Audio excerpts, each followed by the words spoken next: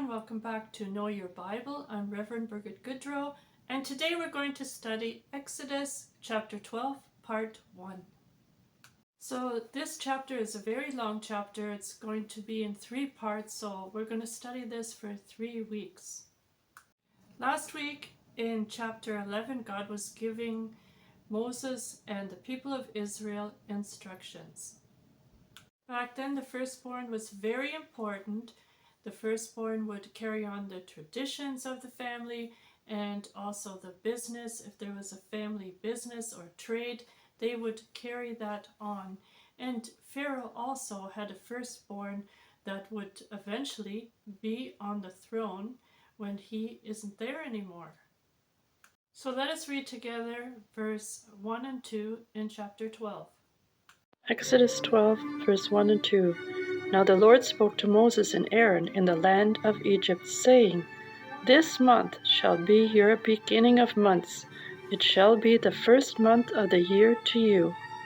If you read the Torah, it mentions the word spring, Aviv.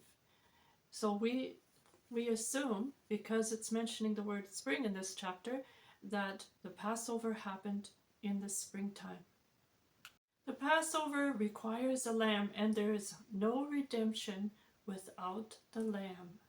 Verse 3 to 5. Speak to all the congregation of Israel, saying, On the 10th of this month every man shall take for himself a lamb, according to the house of his father, a lamb for a household.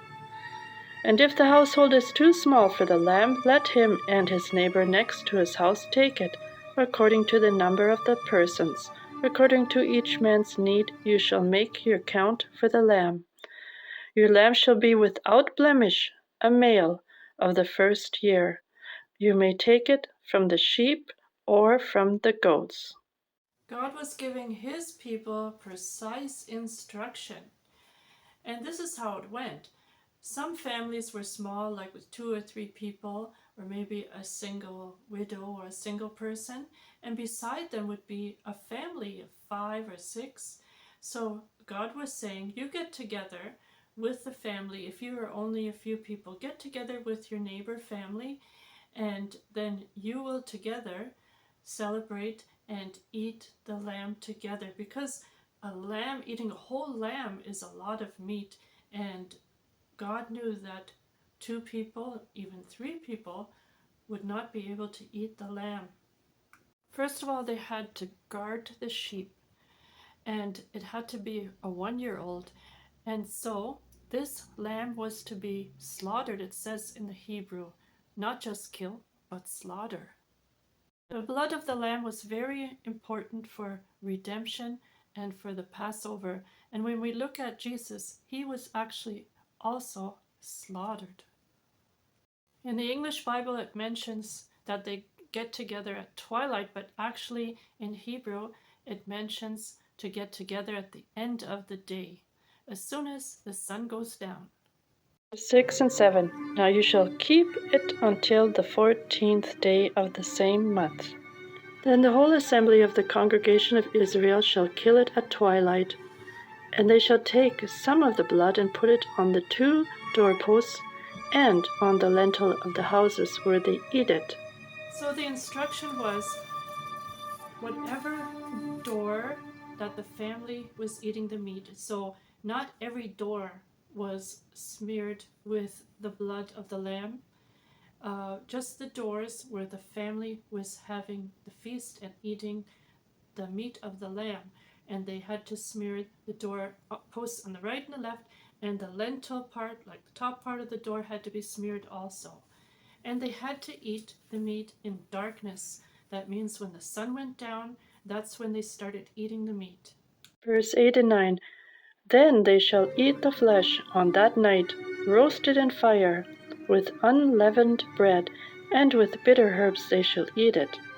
Do not eat it raw, nor boiled at all with water, but roasted in fire, its head with its legs, and its entrails. The lamb had to be roasted, I guess like a barbecue sort of thing, probably on a stick and turned around.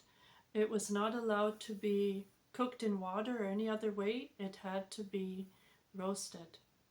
Verse 10 and 11. You shall let none of it remain until morning, and what remains of it until morning you shall burn with fire. And thus you shall eat it, with a belt on your waist, your sandals on your feet, and your staff in your hand. So you shall eat it in haste. It is the Lord's Passover. Also, the meat had to be totally consumed. Nothing was supposed to be left over. And if there was anything left over, it had to be burned. In verse 9 to 11, it mentions about the belt around the waist, and that is part of what a servant wore, that you are ready to serve the Lord. So they were told to wear this belt around their waist and shoes, the sandals on their feet, ready to go, and the staff meant authority. God's authority was with them. Verse 12 and 13. For I will pass through the land of Egypt on that night, and will strike all the firstborn in the land of Egypt, both man and beast, and against all the gods of Egypt I will execute judgment. I am the Lord. Now the blood shall be a sign for you on the houses where you are, and when I see the blood, I will pass over you, and the plague shall not be on you to destroy you when I strike the land of Egypt. So here we see the lamb died for the purpose of the blood. And the Jewish people, they were made ready for the Passover. Verse 14. So this day shall be to you a memorial, and you shall keep it as a feast to the Lord throughout your generations. You shall keep it as a feast by an everlasting ordinance. So through redemption, the enemy is defeated. And we see that through Jesus, as he sacrificed himself as the lamb that was slaughtered on the tree. And redemption brought defeat to the enemy. Verse 15 and 16. 7 days you shall eat unleavened bread. On the first day you shall remove leaven from your houses. For whosoever eats leavened bread from the first day until the 7th day, that person shall be cut off from Israel.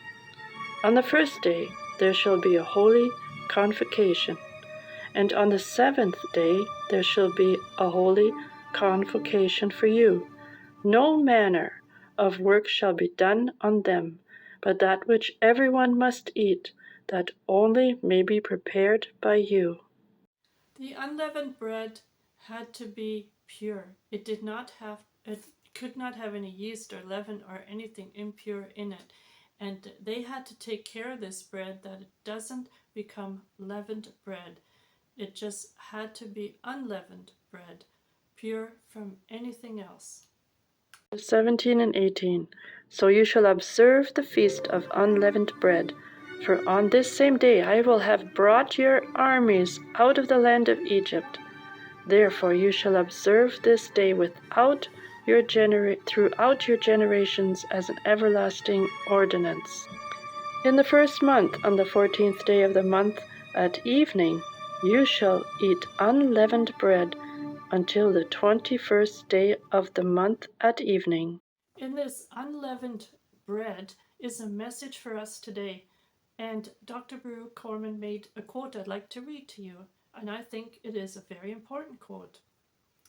He said, "The message is a spiritual truth. It is an example. We, through the redemption of the Messiah, we become like unleavened bread, but if we don't guard ourselves, we can allow things in that bring about unrighteous change. That's why it says, guard the unleavened bread for the very day of the Lord. Through redemption, we become a soldier of the Lord." Verse 19 and 20. For 7 days no leaven shall be found in your houses, since whoever eats what is leavened, that same person shall be cut off from the congregation of Israel, whether he is a stranger or a native of the land. You shall eat nothing leavened. In all your dwellings you shall eat unleavened bread. We should all observe this festival of the Passover and study the message that's in there for us today. God gives us one way, and that is through Christ.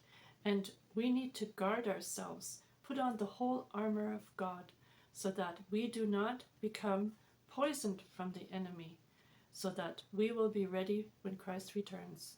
So that was it for today. We will continue next week with Exodus chapter 12, part 2. I hope you enjoyed this lesson. Please subscribe so you don't miss any of the lessons, and I'll see you all then.